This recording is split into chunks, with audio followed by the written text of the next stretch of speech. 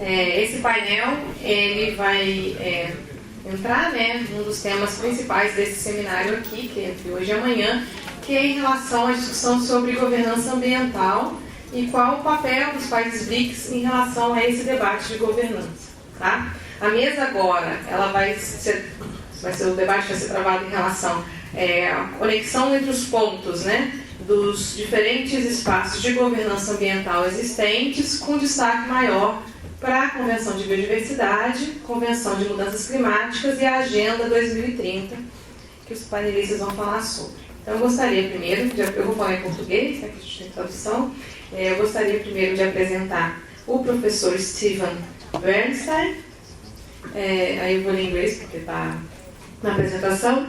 He's a professor, associate chair and graduate director of the Department of Political Science and co-director of the Environmental Governance Lab at the Munk School of Global Affairs, both at the University of Toronto.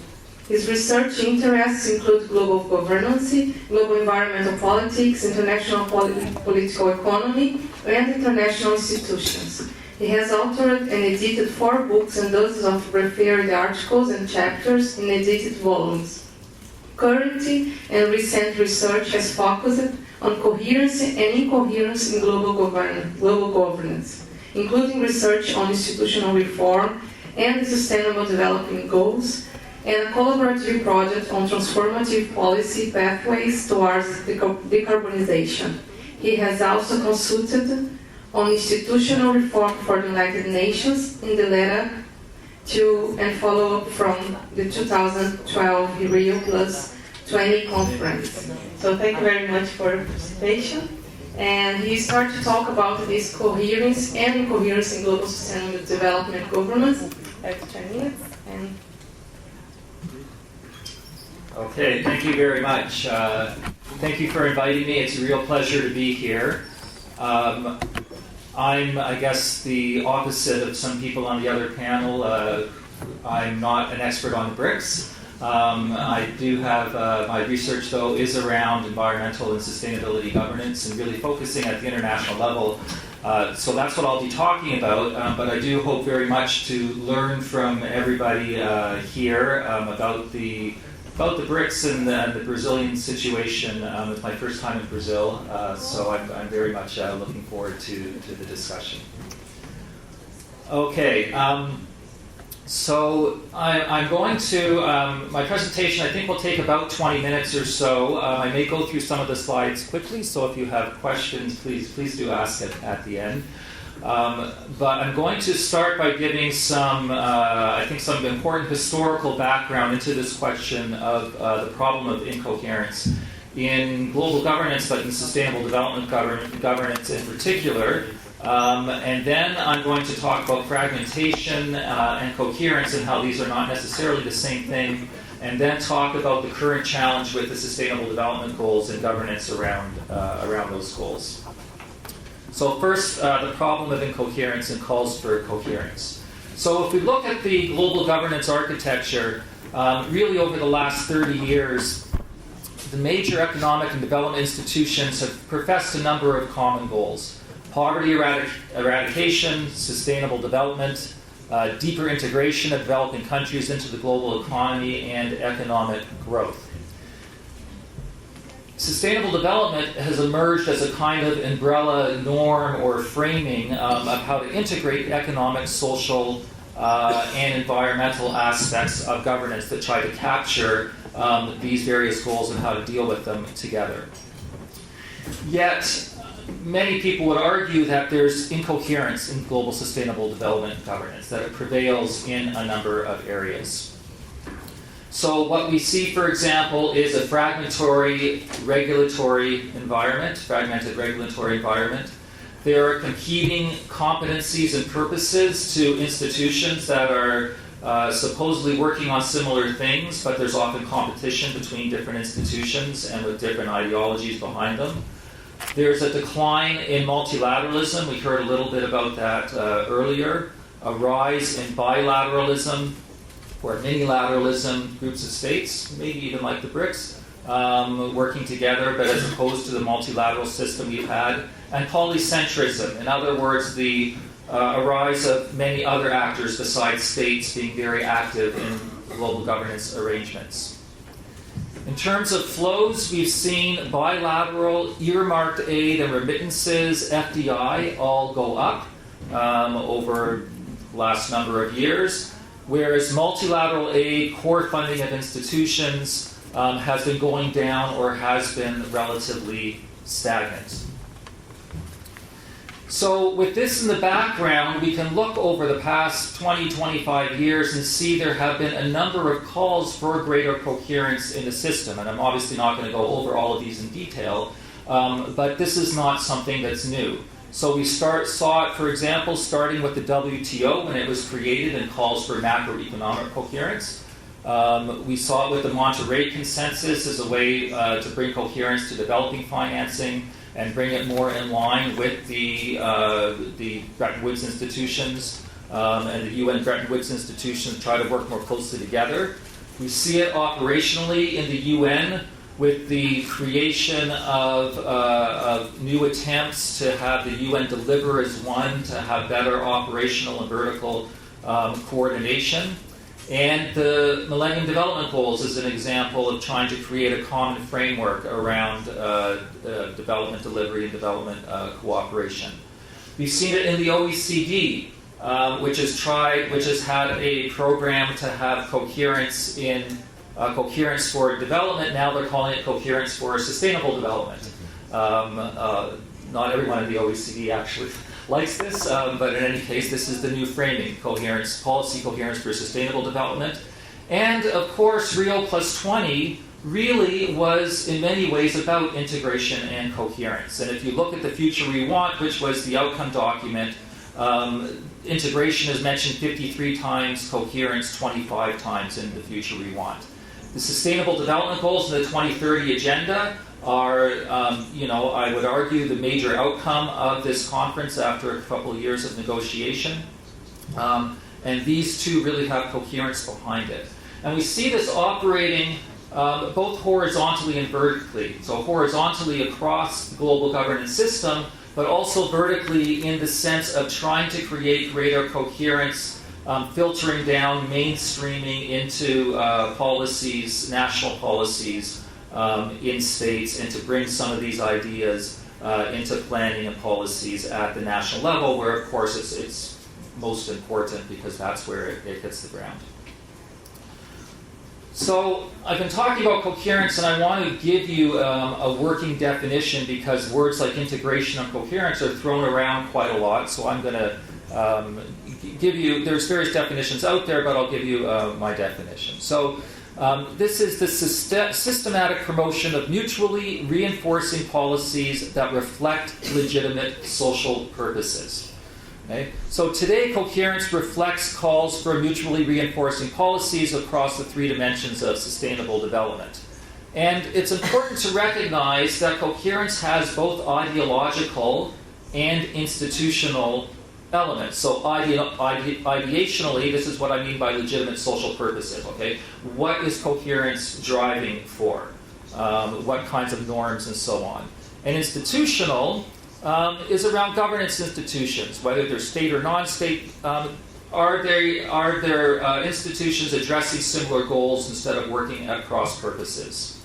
And then you have to think about the target of coherence. So it's both horizontal, and as I said, in terms of political systems globally, bureaucratic, interagency coordination at the United Nations, but also across scales, global, regional, national, and local. Is there coherence in that respect? Okay, so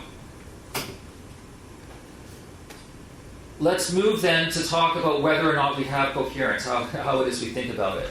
So nobody disputes that there has been increasing fragmentation in the international system. Okay, and there's lots of scholarship on this. I'm just going to throw up a couple of diagrams. Okay, this is a diagram that I didn't create this on trade. Okay, so this is trying to map out the various trade institutions. And I'm not going to go over that in detail. This is really just to give you an image. But let me throw up another image. This is one that was created by someone who works at UNDESA. who was focusing on the Sustainable Development Governance System. Now, he's put things in very nice and neat boxes, as they like to do at the UN system, but in fact, this is very confusing if you look at it in detail. A lot of these institutions operate with different levels of authority, they overlap, and some are nested within one another. Okay, just keep this in mind in the background. I'm going to come back to it later. On top of these formal institutions, you have the rise of G20, multilateralism, public-private partnerships, that's what the PPPs stand for, networks like the C40 network of cities that works on climate change, aid and service NGOs, which of course have been around but are for a long time but are proliferating, standard setters, so organizations that are setting standards that operate independently of largely or many times independently or sometimes with governments, but oftentimes independently in areas like forests, aquaculture, and so on. And then big partnerships like Energy for All that are sort of hybrids of the UN system and public-private partnerships. So all of this is overlaying a very confusing, fragmented environment in the sustainable development area. So when we think about this, I think it's important to realize that fragmentation and coherence or incoherence are not the same thing. Okay? So we can think about this as falling along two dimensions, and so I've created this little 2x2 table here. So you could have a very coherent system and that's very centralized and hierarchical, so where there's very clear authoritative institutions, there's a clear division of labor, which institutions do what. There's a normative consensus on what it is that coherence is for. And that might be desirable or undesirable. You could have normative consensus on something you absolutely don't want, but that could be very centralized and coherent. Or you could have an incoherent system where different institutions are doing all kinds of different things. But you could also have a situation that's very fragmented but still coherent, where there's lots of different actors doing different things, but there is some agreement on the general purposes they're working for, there's a nice division of labor and so on. So coherence and fragmentation, it's important to recognize that they don't necessarily go together, and it's not necessarily bad to have fragmentation if you can have some agreement on the kinds of purposes and things are not working at cross purposes. Okay, I'm going to go through these slides very quickly because this is background. So just as background, if we think back to the Rio, remember this is on sustainable development, governance, and so on, think back to the Rio conference of 1992, it really laid out the sort of common background and way of thinking about sustainable development. But it involved a number of compromises around sovereignty of states, how to deal with scientific uncertainty and equity issues, but there was a real attempt to operationalize sustainable development. And these little points here are really drawing on the Rio Declaration. And when it was operationalized in a very particular way. It was operationalized in a way to be friendly to open markets, to liberalization, so free trade and open markets are in there, the promotion of market mechanisms, the idea of internalizing environmental costs, and then there were things that were sort of long-term elements that especially developing countries have fought for: sovereignty over resources, common but differentiated responsibility, and also rising norms like democratization and so on. So I would argue that this was very coherent, okay? But it was what I've called in other work liberal environmentalism. In other words, it focused on environment and development. Social sort of dropped out of the equation when it was operationalized. And it was very consistent with the liberal economic order and neoliberalism, which was in the rise at the time. We've heard a lot of discussion about that in the last panel. So what were the consequences then of this compromise? The system was mobilized around this vision, but it arguably skewed policies. So there was action on climate change, but it avoided transformative policies in the North. There were a number of neglected issues, so the bottom billion, inequality, human rights. It tended to mask conflicts and trade-offs. So markets and valuing and ecosystems tended to ignore social conflict, inequality. Arguments about special but differential treatment in areas like trade were very hard to make inroads in the system. And then you had conflicts over, again, like we heard in the last panel, liberal trade versus access to medicines, skewed investment, consumption patterns that were skewed, and so on, which were very difficult to deal with. It also failed to mobilize and channel new resources. And arguably there was a lack of coordination between the different pillars of sustainable development. So it was often argued that there was kind of a siloed and sectoral approach to various issues. Okay. There were other institutional consequences, responses to this. So one was the Millennium Summit and the creation of the MDGs, which were really framed around dealing with neglected issues. The Doha round, which was supposed to be the development round of the WTO.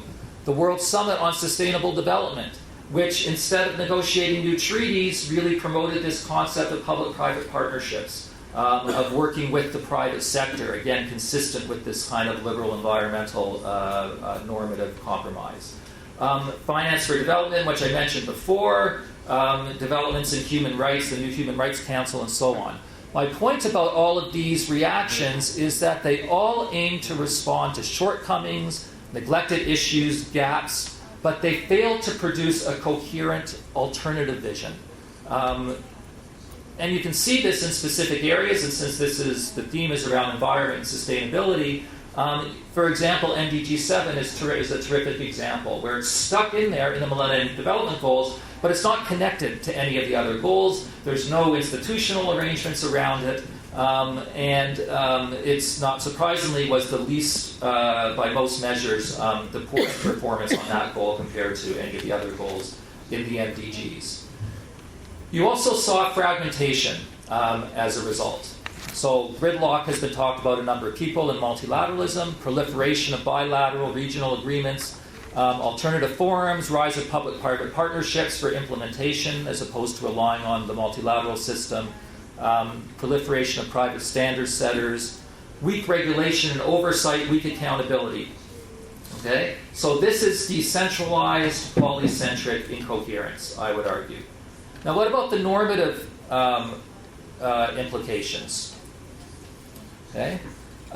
Here we see the rise of business in implementation and of civil society. North-South contestation over the meaning of differentiation and universalization of goals from the MDGs, which were really more focused on the developing world. So support for liberalization of markets is still there, but there are these tensions, which I had mentioned before, and I have some examples here, where there were attempts realizing that some of these things had to be worked out and could not be worked out under the old compromise. So you have a kind of contested multilateralism, complex governance, action networks, goals and standards, and a move to soft commitments, the idea that just creating new rules is not going to work and there's not enough agreement on what those new rules should be. So for the last 5 minutes or so, I'll try to stick to 5, I'm going to talk about, bring it right up to the present, and talk about what's happened institutionally to try to build coherence out of these reactions to the previous 10 years. Okay, so the first thing I'll mention is the Sustainable Development Goals, and I'm sort of assuming people are familiar with them. I'm not going to go over them in detail. I'll just mention that there is some tension between balance. The goals are supposed to balance and integrate all 3 dimensions of sustainable development. It's not clear you can do both. We can have some discussion about whether they've been successful or not. But the main thing is that they promise greater coherence and integration than the MDGs. And on paper, at least, they do move in that direction. And the idea is that the goals are supposed to be consistent with other institutional developments. The 2030 Agenda as a whole, the link to finance for development, the link to the Paris Agreement, or what became the Paris Agreement, and other processes in the system. This is just a little info graph that the UN has put out summarizing the goals. Okay, so let me move to the institutional arrangements that arose. So this is that old map that I put up. Okay, the X is the Commission on Sustainable Development. It has been replaced, so this is the same thing. All these other elements in there. Okay, a new institution was created, the High-Level Political Forum on Sustainable Development, to replace the CSD. Okay, not that often the UN gets rid of an institution. Anyway, this is one of those rare occasions.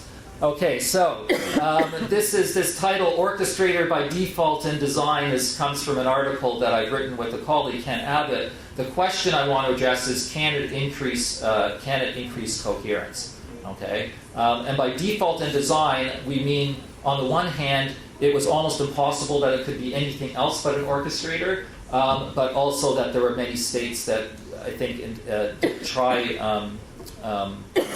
wanted it to orchestrate. Okay, so the question is, are we headed towards polycentric coherence? Can it bring some of these things together? By an orchestrator, what we mean is that it has ambitious governance goals but moderate governance capacity. Okay, it can't really do a lot by itself. It has to work through all these other institutions, intermediaries, soft modes of power and influence, okay? Indirect governance. It doesn't have resources, it's not going to pass rules, but can it bring these other things together and focus them on the Sustainable Development Goals? So it has to mobilize resources at multiple levels, diverse actors. The SDGs should provide the normative basis and legitimacy for it to do so, a kind of providing a vision. And it has many links because of where it's positioned with other parts of the UN system, up and down with regional governance and regional commissions and so on as well. Okay. It also has, at least potentially, the advantage of being very inclusive, should be a learning platform, highly participative, and also has links to voluntary commitments. So all of that looks great on paper. Okay, can it do it? So, first of all, can it provide, one of the things that an orchestrator needs is leadership, legitimacy, and focality. Okay? So what does this depend on? First, high-level participation. So the CSD was really criticized because it only attracted, over time, environment ministers, or not only, but mostly. This sits in ECOSOC, and I don't have a lot of time, so I can answer more in question period if people are really interested in the details. It sits in ECOSOC and in the UN General Assembly every 4 years. It so far has done pretty well in attracting high-level participation compared to the CSD. We'll see how that unfolds over time. And also, it has greater links with the Bretton Woods institutions, the WTO, and so on, in terms of people from those organizations participating in when the high-level political forum meets. So it's potentially very well placed. There certainly does seem to be, my impression is, good connections with the World Bank, much less clear with the IMF and the WTO. Okay, I'm being asked to conclude. I'm going to need about three more minutes. Okay. So it has this coherence mandate to work across the UN system as well, and certainly has good links there, but this doesn't mean one size fits all. Okay, so there are two things that it really does directly, though. One is accountability and review. So it's supposed to be a learning platform, accountability for governments and IOs. But I just put this little quote here, which I think is very telling, and that is, what it really should be doing is learning by asking whether you are achieving your own objectives. Okay? The idea here is that this is really the only way to create change, and a lot of accountability in the system has been more set up to respond to external actors. And if this is going to work, it needs to countries need to buy into that this is going to help them in developing their own policies. It takes over something called annual ministerial reviews that were within ECOSOC, but it also has a number of other elements, such as the Global Sustainable Development Report. There's going to be regional review mechanisms. There's a big questions about how these various elements are going to be linked together. Starting next year, it's going to review a number of the SDGs, so countries will develop reviews and then present them at the conference. ideally, it should focus on common challenges and systemic approach, but not single SDGs. Again, there's a big question mark about whether it's going to be able to do so. Okay, I'm going to throw up a bunch of questions here, which I won't be able to go over in detail, but you can look at as I'm talking about whether or not it's going to succeed at this. So, for example, although it's supposed to be very participatory, in practice, only 10% of the reviews that were done last year actually involve civil society. If there's actually going to be learning by doing or learning and engagement by countries, how civil society participates is going to be very big. It's very weak compared to other kinds of review systems that are out there, and I've just listed a bunch of examples here in the various points, including climate change, trade, and other human rights in other areas. There is attempts to review the various partnerships. There's a new data platform that's been launched by UNDESA to try to do this, but there's no independent review. And if most of the action and resources are coming from partnerships, if they're not coherent, then it's not clear they can deliver. And it's not clear that there's other very good models out there either in terms of coherence, because the other mechanisms, for example, in climate change, they're very focused on quantifiable targets. They're very focused, even the ones for cities, for example, often are geared towards getting investment from international institutions and so on, so they're outwardly accountable, but not very accountable to their own people. The last point is on the science policy interface. So there are two elements here. One is progress towards goals, where there are indicators that are going to be monitored, and there's big questions about the capacity to do so. And then the Global Sustainable Development Report, which is supposed to be this synthetic document, and it was just agreed to how that's going to work at the last high-level political forum meeting. It will be organized by 15 experts, a panel, but it's not a panel like the IPCC or a panel like the IPBES in biodiversity. So there are big questions. How political is this going to be? Will it have independence? How is information going to feed in? What kinds of resources is it going to have? It's supposed to be analytical and be able to look at links between finance, technology, trade, and how these actually lead or not lead to sustainable development.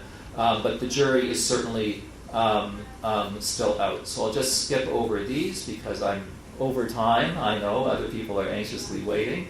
And what I will do is I will simply put up a series of questions, which I hope we have some time to discuss, that I think are still out there in terms of whether or not the high-level political forum and the UN system generally can respond to these coherence challenges. Thank you.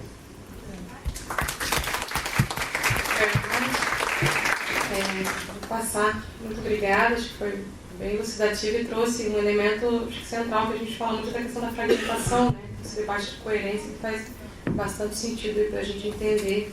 E aí, acho que amanhã a gente vai entrar melhor num caso que é da Convenção de Mudanças Climáticas, acho que dá para estudar melhor esses pontos. Então, eu vou passar para... Deixa eu pegar aqui a apresentação da Ana.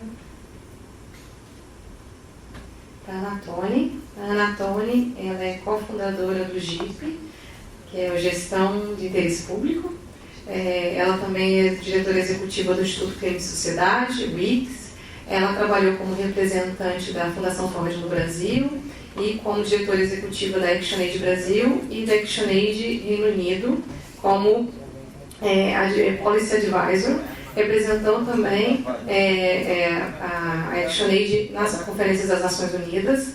Ela também trabalhou no Greenpeace Internacional em Amsterdã e atualmente ela faz parte do board do Greenpeace Brasil e também do GIF. Ela é também membro do Fundo Baobá, Baobá Fund for Racial Equity, e do Fórum de Lideranças Mulheres sobre Sustentabilidade. Ela é graduada em Economia e Estudos Sociais na Swansea University e completou um mestrado em Políticas da Economia Global na London School of Economics e também agora candidata, acabou o doutorado, né, em política social na Universidade Estadual do Rio de Janeiro. Muito obrigada, Ana. Obrigado, Maureen. Obrigado, e lógico, BRICS Policy Center pelo convite. É sempre bom estar aqui conversando sobre esse tema. Assim, o painel anterior e agora a apresentação do Steve já dá vontade de só comentar e debater com o que foi levantado. Então, vou me permitir fazer um pouco disso e depois voltar aqui para a apresentação. Um pouco sobre a coerência. Em 1990, muitos de vocês não tinham nem nascido. Em 1990, eu fui convidada pela ActionAid para vir trabalhar na ActionAid e era a preparação para o encontro do Earth Summit aqui no Brasil em 92. Então eu entrei em 90 e tinham duas pessoas que eram supostamente para fazer esse trabalho. Era eu, do Brasil, que era responsável pela área de pobreza, tudo que a ActionAid ia falar sobre pobreza. Tinha uma outra pessoa, o nome dela é Vicky Johnson, uma inglesa, que era responsável pela agenda de meio ambiente. Isso demonstra, desde 1990 que eu estou nesses temas, onde as agendas já eram totalmente separadas. Meio ambiente de um lado, interesse como se fosse dos países do norte, representado ali pela Vicky, uma inglesa, e os temas de pobreza representados, no caso por mim, uma brasileira, tema de pobreza, Brasil. Isso desde 1990, que mostra que a gente está lidando com o tema de desenvolvimento sustentável de uma maneira anacrônica, não esquizofrênica, como se você pudesse lidar com o tema de meio ambiente e o tema de pobreza de uma maneira separada. Estamos em 2016, eu acho que a gente continua lidando com esses temas de maneira separada e a nossa governança global tenta fazer isso, por mais que no papel a coerência seja uma coisa, na realidade é outra. Acho que isso é um tema importante. Até que ponto a gente conseguiu realmente integrar o mundo ambiental e de desenvolvimento de pobreza na realidade. Acho que ainda não conseguimos.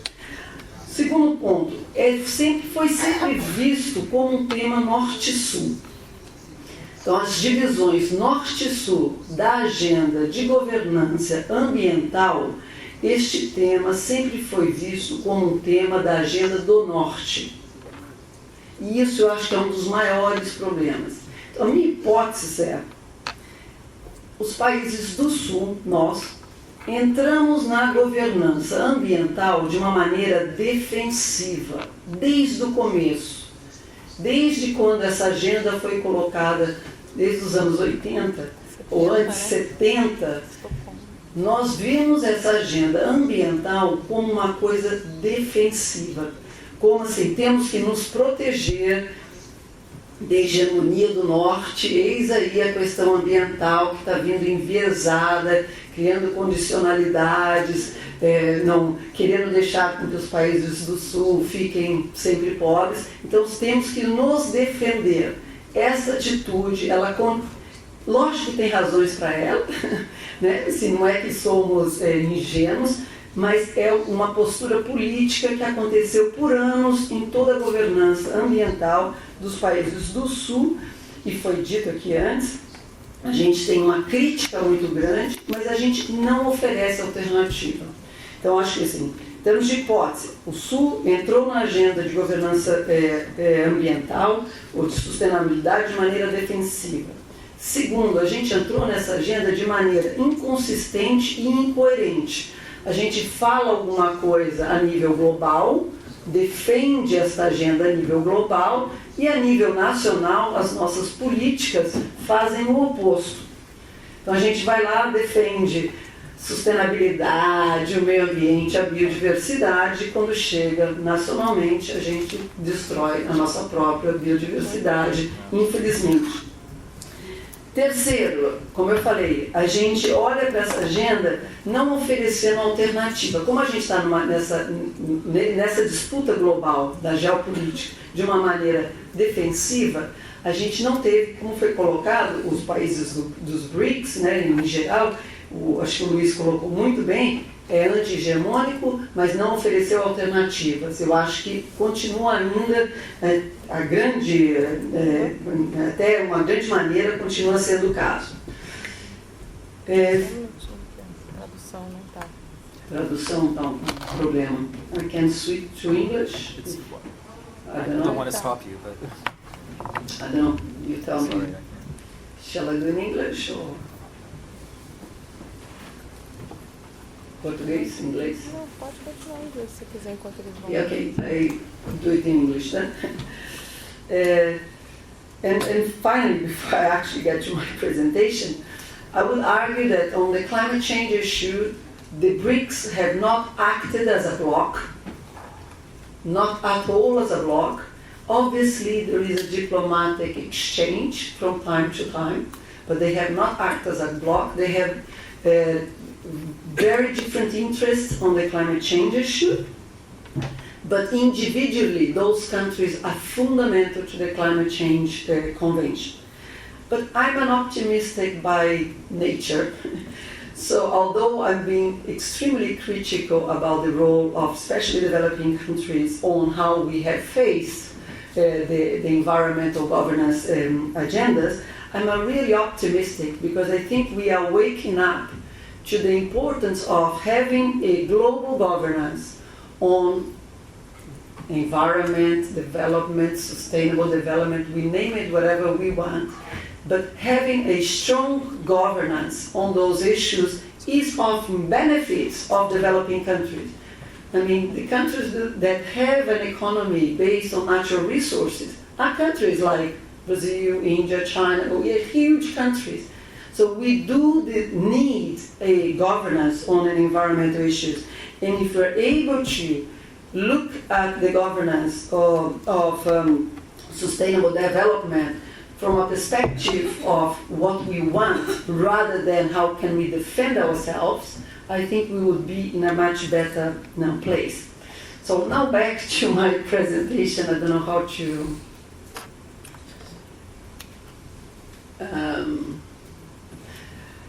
as Steve mentioned, I would say that obviously we've been discussing these issues since for many, many years, 70s, but I think 87 for the Brundtland report nailed it, what needed to be done. And in 1992 in Rio is where we had probably the best moment in terms of international governance and environment, because it was here in Rio that the Climate Change Convention was born, the Biodiversity Convention was born, the Desertification Convention, all the elements there came in that meeting in 1992.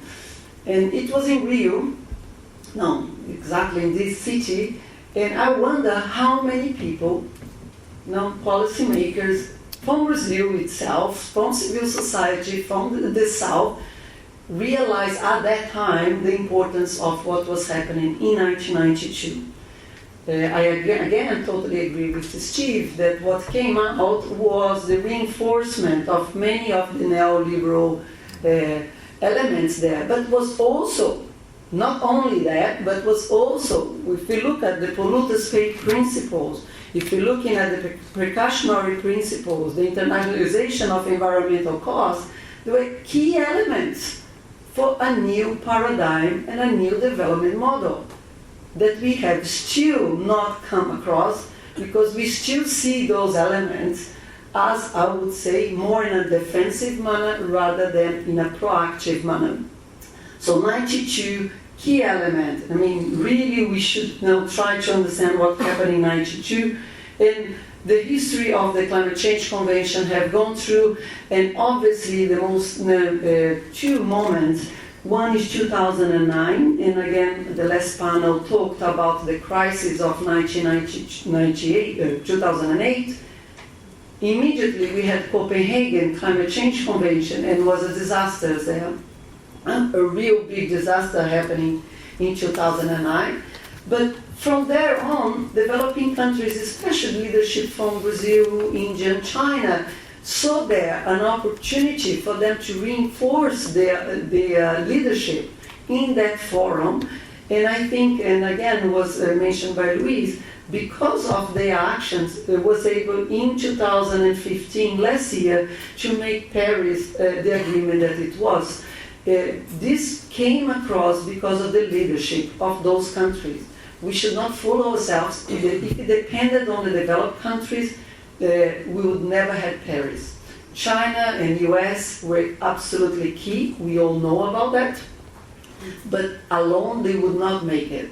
They did need the Indian, the Brazilians to support, and they did get that support in Paris.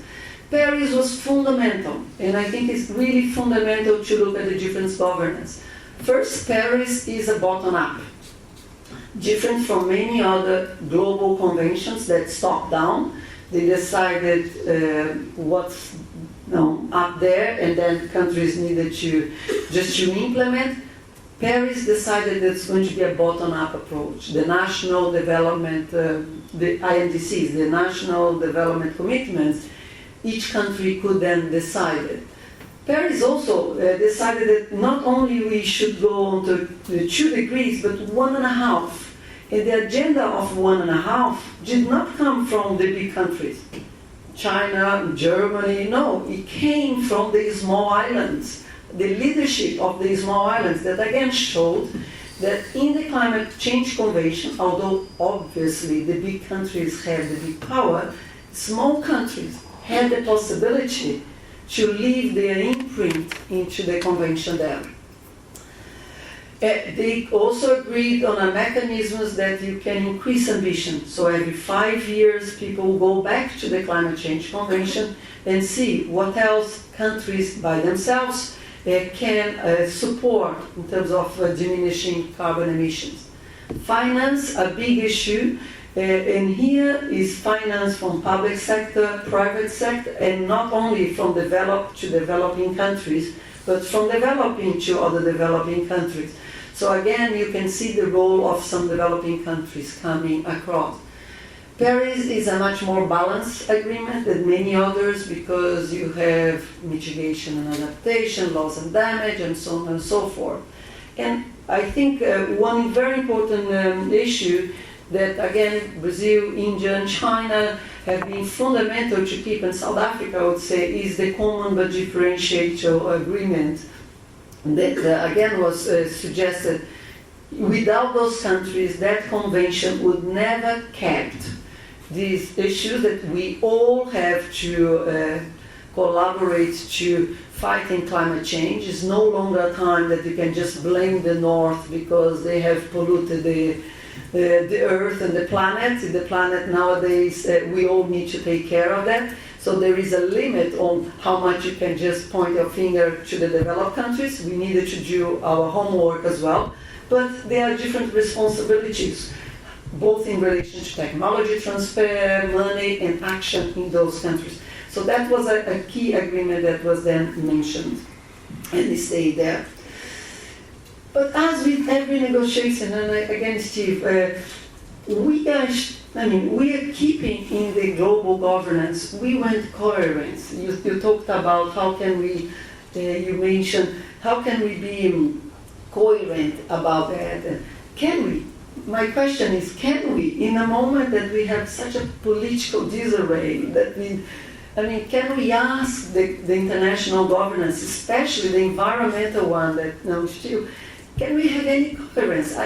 If we look at the negotiation team, the countries and blocks of countries into the climate convention, you see that there is no coherence. You have different countries align themselves sometimes to different blocks. You have China, obviously very close to the US when it came to Paris, and is obviously part of the G77 when it's of its own interest. You see also other countries align themselves, the small island countries, some of the European countries, they have huge difference among the European countries. Poland and Germany, totally different opinions on many different issues, but they have to come and talk with one voice. So my feeling is that we will not see more coherence, and we will see national interests playing year every day into those negotiations. And I think we just need to deal with reality rather than trying to change. I'm not going to go into the detail, but if we analyze, this is the commitments of the BRICS countries in terms of what they said they were going to bring to the climate agreement. And if you see the INDCs of the BRICS are totally different. They have zero coherence. So Brazil has an economy-wide target that said that we are going to diminish emissions from 37% based on 2005 in 2030, sorry. Then you have Russia that now has a real bad INDC that is really conditioning any decrease on emissions based on how its own forest sink will do. Then you have India, much more related to an intensity of how they use energy there. China only having a target in terms of peak, how much, when they're going to peak emissions, they put in 2030. And South Africa, again, just on intensity. So there is no coherence among those countries, zero. They never talked with one voice, and obviously they use politically that they are big countries, and they have the privilege of talking and collaborate a little bit more. What are these countries as priorities? Brazil. You go to the Climate Change Convention, Brazil only wants to talk about forest and agriculture. Forest is an issue that, for obvious reasons, we need to talk about. That's where the Brazilian interest is.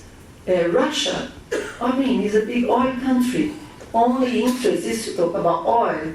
India is investing on energy and has a lot of coal, is talking about energy. China, the same, because of the pollution level. And South Africa is interested on adaptation. So again, zero coherence among the BRICS countries there. However, although they have not a lot of coherence, we do have now, we talked about before, the BRICS Development Bank. And look at where the BRICS Development Bank is putting its effort. It's putting its effort on energy issues. So it's not putting on forest or agriculture. It's really looking at infrastructure and energy, whose agenda is China and India. So that's where the power really lies. It's not Brazil, it's not South Africa. It's not South Africa, and it's definitely, Russia is just trying to block the entire agreement. So that's not going to happen. So the investment from the BRICS country is they realize we are going to go through a decarbonization development path. There is no doubt. There is there is no way back. So China and India have realized and are investing on that very, very strongly.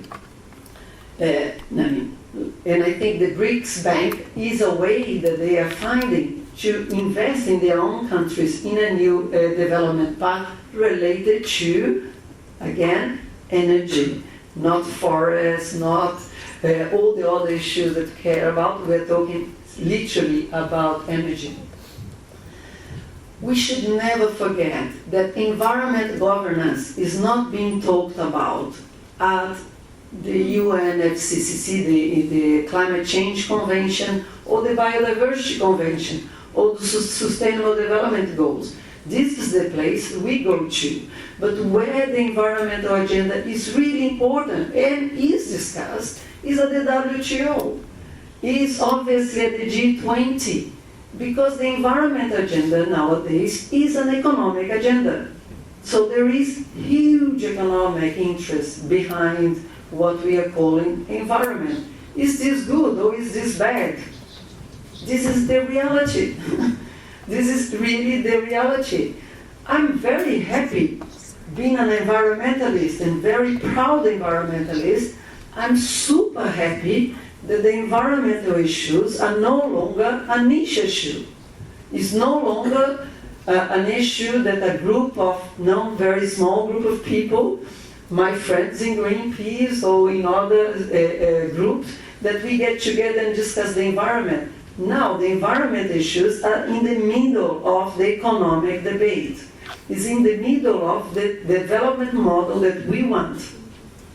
Is the right place to be, because the environment is really the planet, is the nature, and all the natural resources that produce the goods that we have. So if we need to pay attention at the UN, the Climate Change Convention, we have been to most of them, and Maureen, last week we were in Marrakesh together, and Maureen told me, people nowadays talk about this convention, is so many discussion about private sector and trade and economy around the corridors, and it's true. You go to the climate convention, that's what's talked about. It's about economics, it's about development, and it's about the new economic model.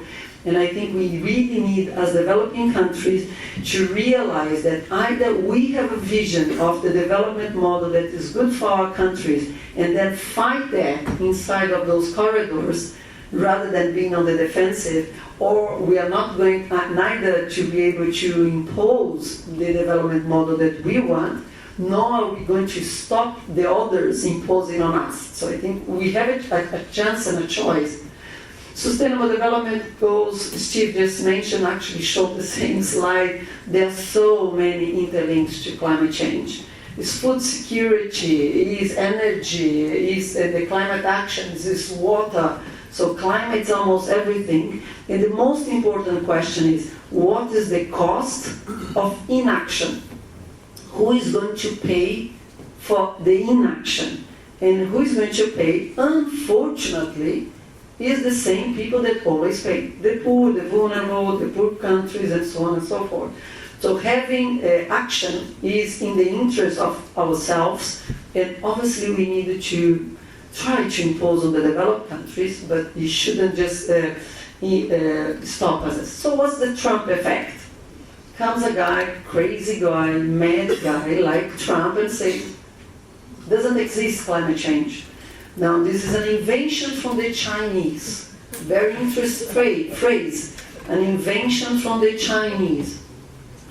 Why does he say that? And at the same time he is very kind and friendly to Putin. So what's the agenda there behind? Does it mean, we never know what Trump is going to do next and if there is any consistency. But the Trump effect, at least at the last COP, a week ago, we were there, the Trump effect made the convention goes faster. Because people felt, okay, let us agree on everything possible before Trump comes into power. And the US delegation was quite kind to just agree, because obviously for them it was just the last minute that they could agree on anything. But I think we should watch out, especially for BRICS countries. What is the alignment between Trump and Russia? And what's the alignment? China, definitely everybody was begging China to be the new leaders on the climate change issue, because no people need a leader if it's not the US anymore. China, everybody's looking at China. China will never do it by themselves. They don't know how to be a global leader in the way that we used to. We'll need countries like Brazil, South Africa, Germany, small islands. So we need to think outside the normal blocks of political agreements. It's very, very important, especially if we needed to deal with Trump. We need to go beyond. The Paris Agreement has already been ratified. Everybody thought it would take us 5 years to get countries to ratify, and now we have 112 countries. So there is no way back. With Trump, without Trump, there is no way back. It's how fast. So the question is not what anymore, but how and how fast. That's the question we should ask. And the how is vital, because it has to do with the development model that we believe. We needed to really now look at what development model we want and how we're going to use the whatever conventions that are in front of us to push for that. Without a vision, we are not going to be able to make. So I'll just again leaving another question. Is it possible to establish a functional global environmental governance separately from other multilateral processes? Can we really just talk about, environment governance separately from the other ones? And if we so, how are we going to bring those issues together? So we stop here. Thank you.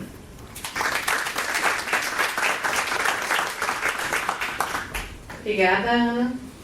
Tem vários elementos aí de debate para a gente aprofundar. E agora eu vou passar então, que a gente já está bastante atrasado, imediatamente a palavra para a Larissa Packer. Obrigada, Larissa, por ter vindo. A Larissa é mestre em Filosofia do Direito pela Universidade Federal do Paraná. Ela também é advogada de uma ONG que chama Terra de Direitos. Ela é membro de um grupo, uma articulação chamada Carta de Belém, que é uma articulação de ONGs, movimentos sociais, sindicais e academia, que monitoram as negociações de mudança climática e biodiversidade e apresentam a crítica a soluções de mercado. E ela trabalha especificamente, nesses últimos anos, com a regulação do novo Código Florestal no Brasil e a construção de direitos coletivos associados à biodiversidade e à agrobiodiversidade. Obrigada, Maureen, pelo convite. Fico feliz de estar aqui com vocês. Tampouco sou especialista em BRICS, mas acho que é interessantíssimo esse debate de contextualização dos BRICS nesse momento das ODS, como é um desafio para esse bloco em específico, com suas contradições internas, implementar isso, principalmente no quesito socioambiental. Mas conversando um pouquinho aqui sobre governança, fragmentação, eu quis trazer um pouco um debate que dentro do direito, eu sou advogada, nós lidamos com a gramática dos direitos, Não está funcionando? Tá. Nós lidamos com a gramática dos direitos. Então, é engraçado, a gente participei de várias convenções da diversidade biológica e a gramática que se utiliza nesses fóruns nos últimos 8, 9 anos é uma gramática econômica. Então, diante do diagnóstico, que já é antigo, que a forma e o tamanho da economia global, ela sufoca a capacidade de conservação e renovação dos ecossistemas, dos planetas, gerando escassez, ou superexploração, ou uma apropriação privada dos recursos por parte, principalmente de monopólios biotecnológicos, gerando escassez para uma parte, mas não para outra parte. Esse diagnóstico é antigo e, pelo menos, a gente pode, grosseiramente, identificar 3 pontos em torno dos quais a economia, principalmente, propôs alternativas. Então, quais seriam essas alternativas? 1. Aplicação tecnológica com a manutenção do crescimento. É possível, com a aposta em novas tecnologias, inclusive, por exemplo, tecnologias sintéticas, você consegue criar seres sem uma base física, como a tecnologia sintética ou a geoengenharia, ou os transgênicos, o chamado pacote tecnológico, que produzidos por empresas de biotecnologia associadas à propriedade intelectual. É uma proposta de que é possível sim continuar um crescimento econômico, mas com uma aposta em novas tecnologias renováveis, etc. A segunda corrente, que vem com o Garrett Hardin encabeçando essa proposta, só é possível garantir uma conservação eficiente ambiental com a valorização econômica dos serviços ecossistêmicos ou as funções ecossistêmicas e uma aplicação de propriedade sobre elas. Porque os bens comuns têm uma dificuldade muito grande de ser valorado monetariamente. Bens comuns, água, ar, funções ecossistêmicas, eles não incorporam valor facilmente como a madeira incorpora, como as fibras incorporam ou já incorporaram. Então, como fazer com que os atores globais identifiquem que é necessário financiar uma conservação ambiental, mas sem ter nenhuma contrapartida econômica por isso? Eu não tenho condições de valorar economicamente e me apropriar dessas funções ecossistêmicas, então não há disposição a pagar. não há disposição a pagar não há mercados. Então, a segunda tese se debruça em torno de estudos de monetarização ou de imputação de valor econômico aos serviços ecossistêmicos e de aplicação de direitos de propriedade sobre eles. Não é nova essa visão, e ela, por exemplo, pode ser... Oi? Voltou? As tecnologias. Nós podemos citar facilmente, por exemplo, as sementes passaram a incorporar valor econômico e ter direitos de propriedade intelectual sobre elas há muito pouco tempo. A Convenção UPOV, que é de data de 1968, e aí depois com o TRIPS OMC, é que nós vemos que as construções genéticas com passo inventivo e aplicação industrial poderiam ter aplicação de propriedade intelectual. Então, a primeira corrente, aplicação tecnológica com a manutenção do crescimento, e a segunda, valoração econômica com a aplicação de propriedade intelectual, vem sendo as duas políticas globais dos grandes tomadores de decisão para a conservação e gestão dos recursos ambientais. Uma terceira corrente que foi superada, já foi estudada, principalmente na final da década de 80, no início da década de 90, limites ao crescimento econômico, ou decrescimento econômico. Isso não se fala mais, isso foi esquecido.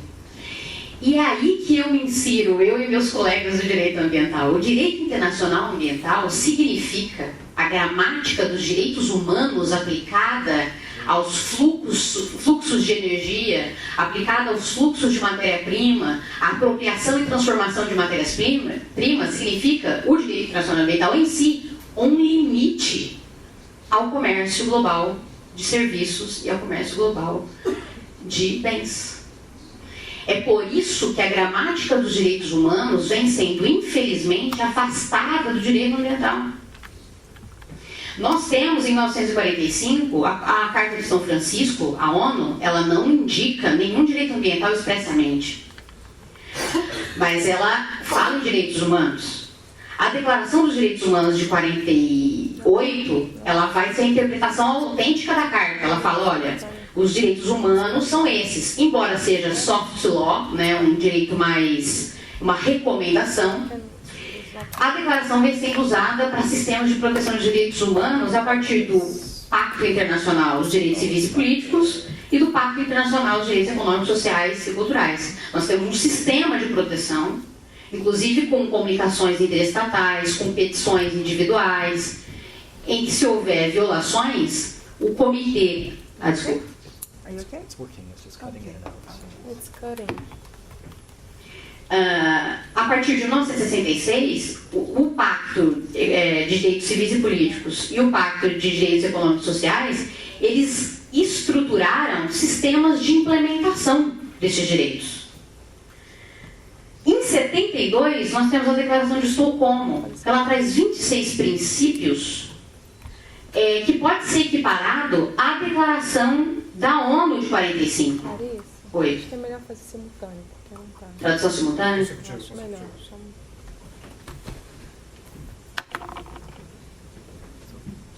It's working now. It's working because It's it's just jumping. cutting in and out. Porque tá cortando. pulando, aí não tem como eles entenderem a ideia geral que está sendo falada. It's not okay. Melhor fazer simultâneo. Só se as pessoas que falam inglês ficarem no canto com a mesma tradução. Ô Paulo, Derrubamos o orçamento dentro da pede pra ele. May I make a suggestion? It's not polite, I know, but either we go to consecutive translation, which would take much time, It's okay. or my suggestion would be just to the final of Larissa's speech. Can you guys go together with the translator there? Sure. Because in that sense, sit in the back. In the back. yeah. Okay. In that sense, you can actually Good. get the translation, Perfect. and we do not Yes. go to the Yeah. consecutive translation. Sorry. Yeah. Sorry, Barbara. Sorry, Stephen. Deu uma vela. Nothing works today. Deu vela. Não sei, mas desde a hora que começou a ser. É sempre transforma tudo. Dá uma raiva, né? Carese.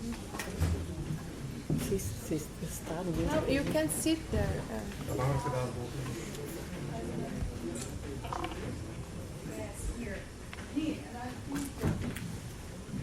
Cadê esse índio?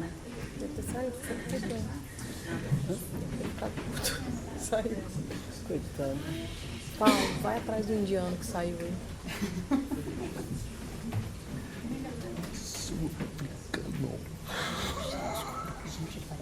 O nome dele é de Durban, né? E ele fala assim, ele faz essa cabelo. Vamos?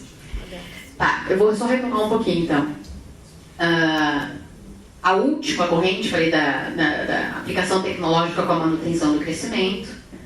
A segunda, a valorização econômica com a aplicação de propriedade intelectual. E a terceira, o decrescimento ou limites do crescimento econômico, que é onde se insere a gramática dos direitos e a gramática do meio ambiente como um direito fundamental à vida digna. É isso que a Declaração de Estocolmo, em 72, coloca no seu princípio 1, né? O meio ambiente, ele está intrinsecamente associado à qualidade de vida. Portanto, a partir daí, ele se insere no rol dos direitos humanos, né? Isso significa que o meio ambiente deveria ter sido tratado, assim como os direitos civis e políticos, direitos econômicos e sociais, como direito humano e fazer parte do seu sistema de cumprimento. No entanto, nós temos o que o professor Mazzuoli vai dizer, ou o André de Carvalho Ramos, nós temos atualmente o greening das convenções de direitos humanos. Há uma proteção ambiental como um direito humano, mas de uma forma reflexa, indireta. É possível um cidadão brasileiro peticionar na OEA hoje, reclamando um direito civil ou político, mas não é possível ele reclamar apenas o meio ambiente, por exemplo, o desastre de Mariana, você reclamar que aquilo, o desastre de Mariana, não sei se vocês ouviram falar, mas a barragem da Samarco, associada com a Vale, que inundou, acho que foi mais de uma cidade, foram várias cidades, né, gente? Atingindo até 3 estados. Foi uma grande degradação ambiental, acho que a maior que o Brasil já teve. É impossível hoje, no sistema de proteção regional de direitos humanos, uma ONG ou um grupo de cidadãos brasileiros reivindicar a proteção do meio ambiente no sistema OEA diretamente. É possível se fazer como? O direito à vida, ao trabalho, à educação.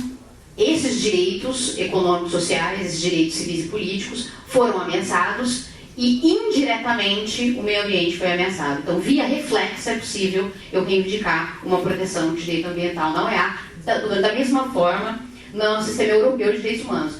No sistema regional, nós temos o protocolo de São Salvador, que coloca lá, é dever de todos os estados da OEA e da Convenção Americana proteger o meio ambiente. Na Convenção Europeia de Direitos Humanos não há nenhuma menção a direitos ambientais. Em que pese isso, a Corte Europeia de Direitos Humanos vem se abrindo para o greening das convenções ambientais e aplicando, sim, sanções com relação a violações de direito humano ao meio ambiente. Por que o meio ambiente não vem sendo tratado, sendo que catástrofes e catástrofes vêm acontecendo, mudanças climáticas? Por que ele não é tratado dessa forma? Porque desde o início ele é uma questão econômica. Ele implica num limite ao crescimento. E todos os países sabem disso e não querem assumir o meio ambiente como um direito humano. Então, as duas primeiras correntes, elas vêm hegemonizando a pauta ambiental desde da formação do Estado moderno. Então, quais são as alternativas e o que a economia verde, a economia dos ecossistemas ou os mercados de carbono, o mercado dos ecossistemas, vem apresentou na Rio+20 e está ali em alguns dos pontos dos Objetivos de Desenvolvimento Sustentável também, e também está em Kyoto e também se apresenta no Acordo de Paris. A aplicação tecnológica com a manutenção do crescimento, valoração econômica e aplicação dos direitos de propriedade intelectual. Como eles chamam isso? Modelo do cap and trade.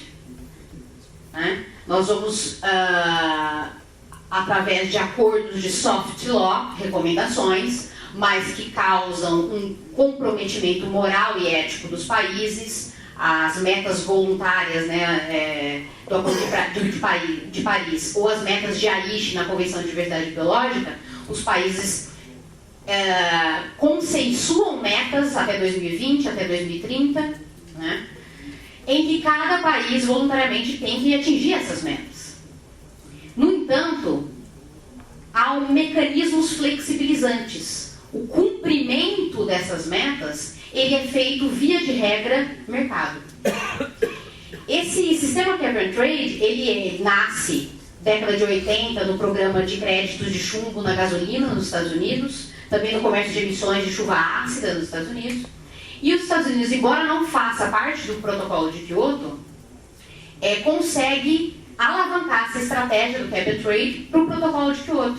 Então, o protocolo de Kyoto fixa a meta de 5,2% em relação às emissões de 1990 para os países do anexo 1, mas ao mesmo tempo autoriza a implementação, o cumprimento dessas metas a partir de mercados, como por exemplo o mecanismo do desenvolvimento limpo.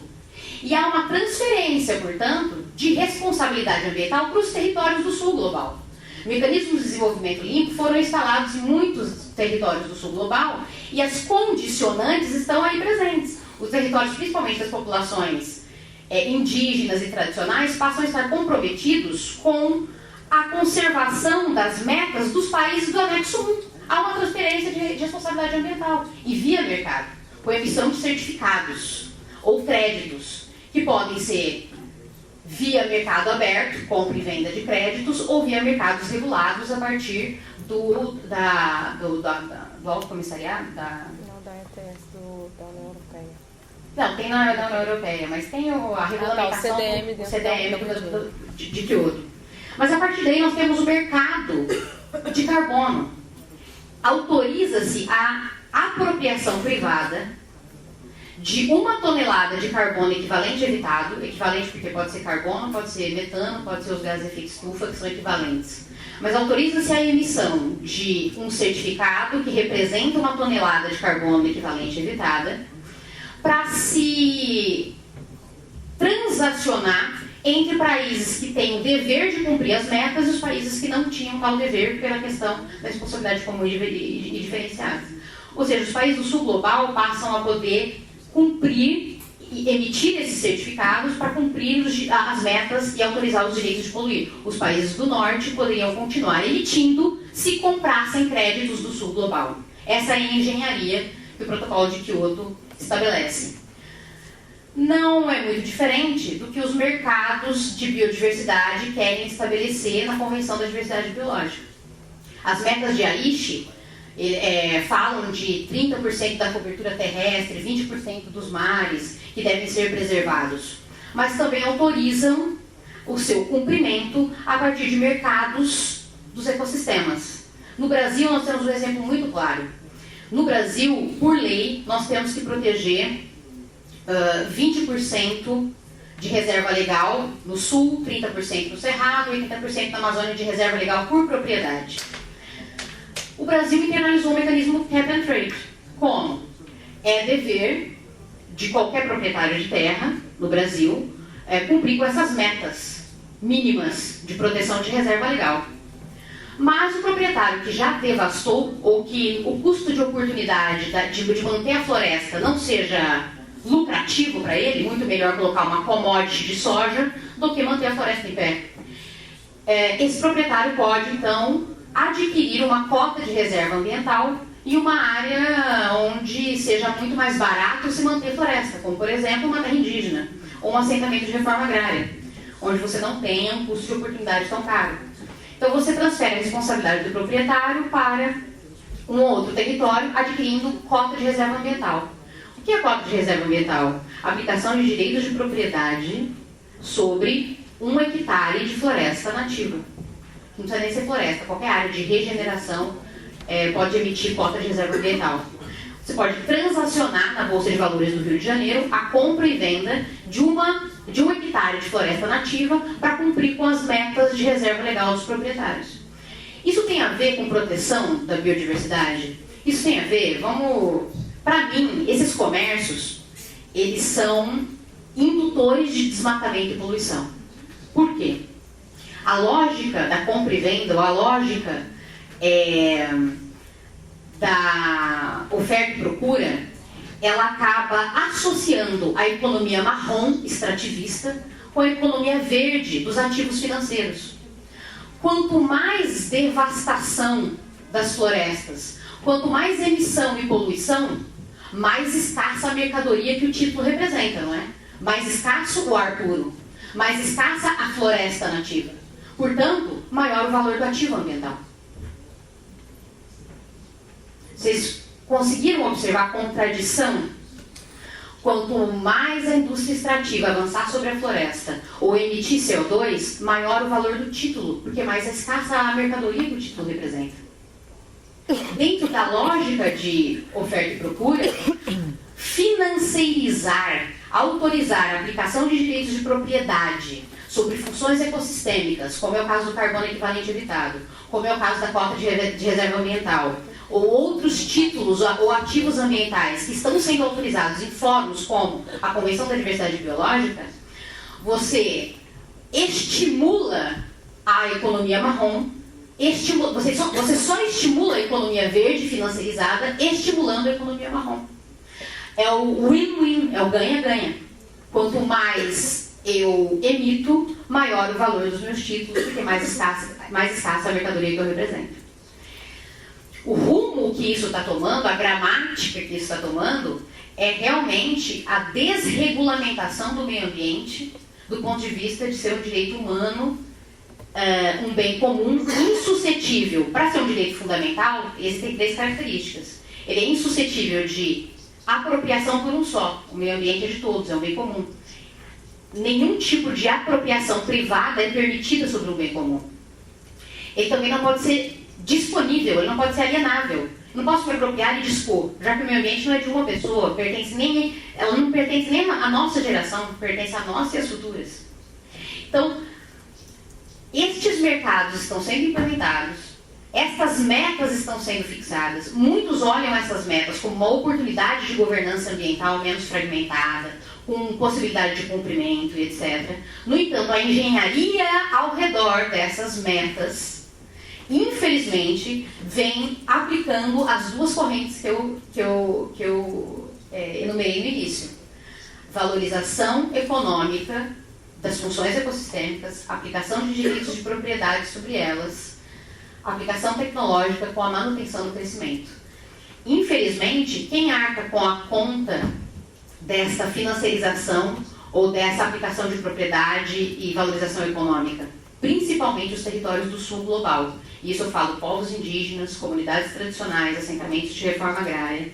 Porque o custo de oportunidade, onde tem o maior número de biodiversidade, estão nesses territórios. E o custo de oportunidade, ou seja, os créditos de carbono mais baratos, estão situados exatamente nesses territórios.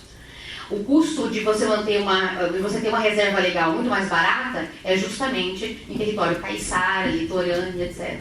Então, indiretamente, nós estamos falando de uma apropriação reflexa do próprio território desses sujeitos no sul global, né? Então, eu caminharia para voltar a falar do meio ambiente ecologicamente equilibrado como um direito humano. Você fala isso nos fóruns, a galera te dá risada e te chama de ideológica. Nós temos convenções ambientais, eu posso citar milhões de convenções ambientais que se pautam na gramática de direitos humanos. Toda a nossa engenharia em volta do meio ambiente ecologicamente equilibrado é a partir da gramática dos direitos humanos. Só que se hoje você frequenta um espaço como a CDB, você ouve falar em balcão de negócios de biodiversidade. Você fala em direitos humanos que está sendo ideológica. Então, eu convoco as pessoas a serem anacrônicas. Vamos falar de direitos humanos.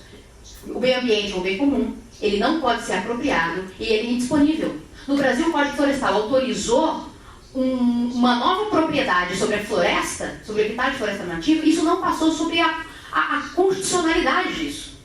O STF não olhou se é constitucional ou não. E falar se isso é constitucional ou não, você está atravancando o potencial do Brasil ser um novo fornecedor de capital natural para o mundo. E aí nós mantemos o mesmo modelo de sempre, né? O desenvolvimento de sempre. O Brasil fornecendo ou commodity agrícola, ou commodity mineral, ou commodity ambiental para o mundo, né? Então é mais ou menos isso que eu queria colocar e deixo para o debate.